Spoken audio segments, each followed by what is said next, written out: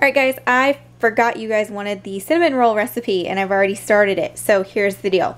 In here I have 2 cups of milk and half a cup of vegetable oil. And then I'm going to add half a cup of granulated sugar to this. You're going to bring it to a boil. And once it's to a boil, you're going to, stir it a little bit. Make sure the sugar's nice and dissolved in there. Then you're going to pull it off of the stove and let that sit for about 30 to 45 minutes. You just want it to kind of be tepid. You don't want it to be hot. You don't want to be too cold. You kind of need it to be tepid. You need a 1/4 cup of softened butter, which you will melt later, but just make sure you pull that out so that way it's easier to work with later. Now this is just for a basic glaze. I usually do a cream cheese glaze, but I figured we'll start the simple route and we will do a basic cinnamon roll with a basic glaze on top. So just make sure you have a 1/4 cup of butter. I'm using unsalted. I just prefer to use unsalted when I'm baking. And I'm also doubling the recipe, so that's why there's a full stick in there. Half of it's going to go to my sister-in-law. But, okay, so once that's set for about 30 to 45 minutes, you're going to put a pack of dry active yeast on top of there and let that sit for about 5 minutes. Alright, so that's what it looks like after it's sat for 5 minutes. Now what you're going to do is add in 2 cups of flour, stir it in and mix it up all night. Okay, so this is what it's going to look like. It's still going to be wet and not doughy. That's fine. Just cover with a towel or whatever you may need to do. Put it in a warm draft-free place and let this sit for an hour. See, this is risen and pretty much doubled in size. So you're going to make sure that you put this into a bigger bowl and let it rise. I ended up switching mine halfway through because I forgot to. So just make sure you have it in a bigger bowl. And then in this, I have half a cup of flour, half a teaspoon of baking powder, half a teaspoon of baking soda, and half a tablespoon of salt. And I'm going to go ahead and I already mixed that up in my measuring cup.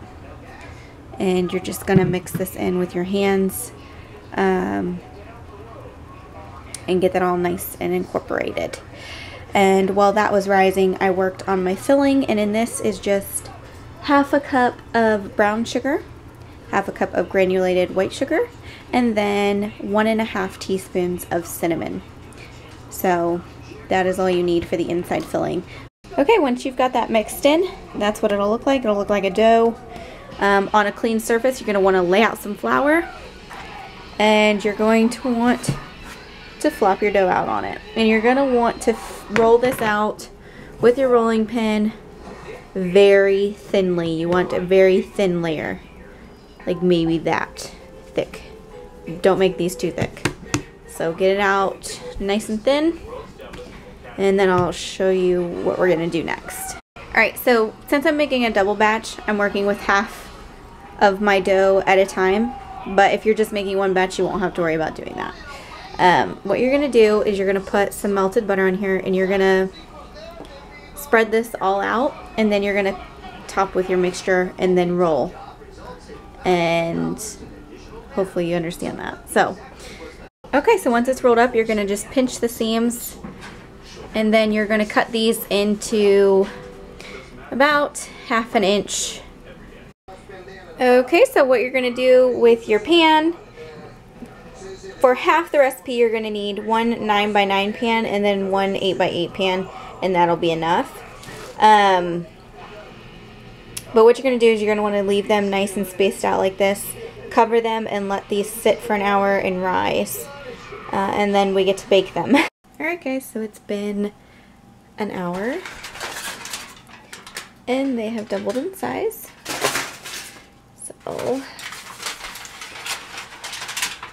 that's what they're going to look like after an hour.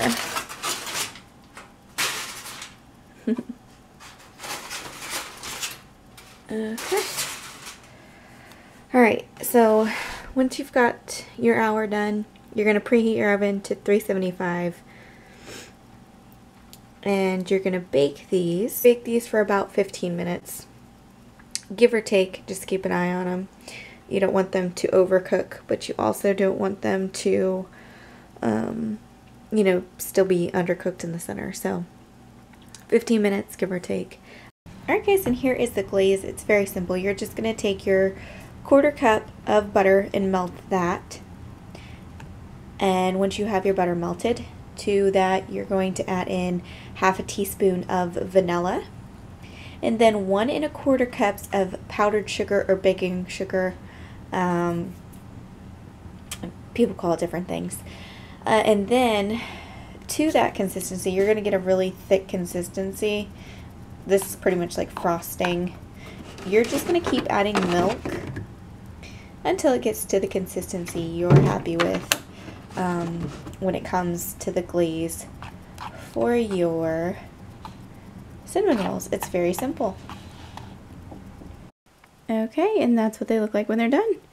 Now you're just going to drizzle on your glaze, and you can eat them warm, or you can cover them, give them to family in the morning, whatever your heart desires. But that is the basic gist of it. And there they are, all glazed and ready to go. Alright guys, hopefully you like this recipe, and if you try it, let me know how you like it.